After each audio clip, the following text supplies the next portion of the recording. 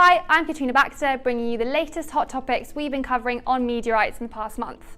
We'll be talking about data, Netflix, and online harms. Unless you've been hiding under a rock, technology has been disrupting the media, entertainment, and sport industry, and we've been inundated with buzzwords such as AI, data mining, machine learning. What does it all mean? Phil and our media team has been looking into this. Phil, is data mining illegal? No, at least not necessarily, although it has become associated with unauthorized web scraping, which does go on. But often data mining really just means analysing massive data sets, and it's often data owners who want to carry out that analysis themselves. But the question does raise a really interesting issue, which is key right now, which is working out who owns those data sets, and really there's just no easy answer to that right now. And what do you think the real effect that data is having on the industry right now?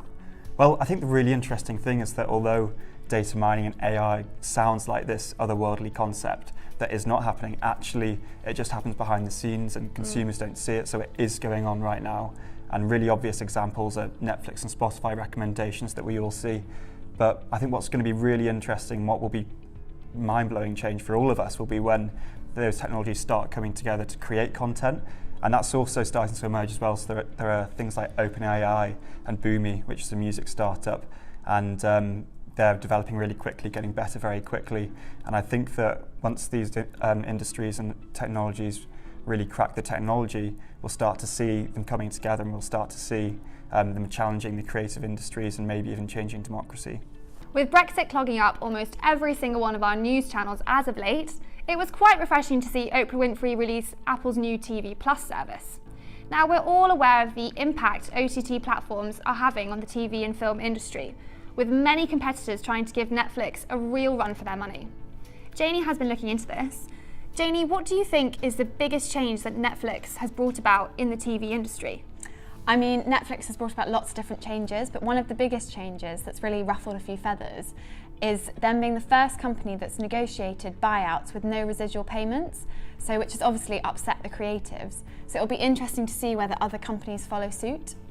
And do you think that Netflix will eventually overrun and take over TV channels that we see today, like BBC, ITV?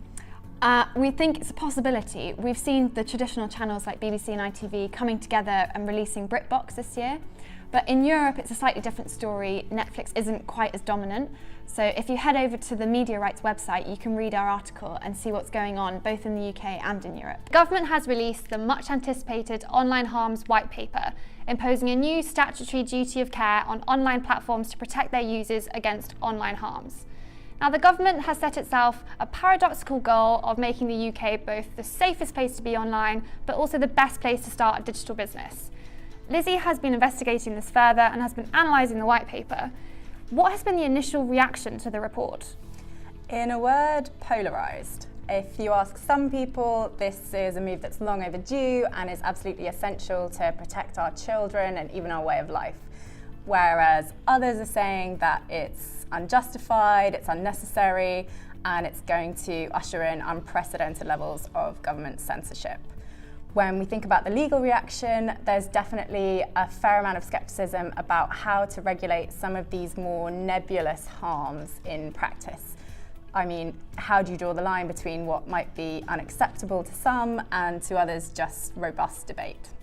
And do you think the government can have it both ways? It's interesting. I think generally people think of the tech and social media giants as being the primary targets here, but some commentators are now saying that these proposals might play straight into their hands. If you think about it, tougher regulation, bigger liability, higher monitoring requirements, these all favour big, established, well-resourced companies. It's hard to see how it's not going to disadvantage startups and smaller businesses. To be fair, the report is at pains to stress that the regulator should take a proportionate approach depending on a business's size, but it remains to be seen how that can work in practice. That's all for now, but head over to MediaWrites.law to check out our latest articles.